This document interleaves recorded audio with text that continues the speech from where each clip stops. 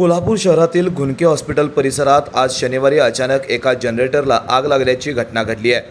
वाढत्या उन्हाचा तडाखा किंवा शॉर्ट सर्किटमुळे ही आग लागल्याचा प्राथमिक अंदाज व्यक्त केला जातोय। या घटनेची माहिती मिळताच कोल्हापूर महानगरपालिकेच्या अग्निशामक दलाचे जवान, बँकेचे कर्मचारी तसेच स्थानिक रहिवाशांनी तात्काळ घटनास्थळी धाव घेत आगीवर नियंत्रण मिळवण्यासाठी शर्थीचे प्रयत्न सुरू केले। त्यांच्या प्रसंगावधानामुळे मोठा अनर्थ टळला असून सुदैवाने कोणतीही जीवितहानी झालेली नाही।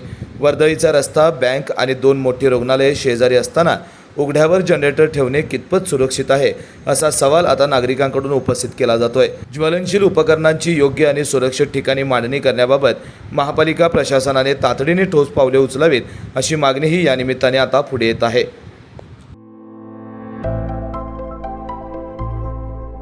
आविष्कार इन्फ्रा तुम्हाला देत आहे विविध लोकेशन्सवर एनए प्लॉट्स आणि प्राइम फ्लॅट्सचे प्रोजेक्ट्स।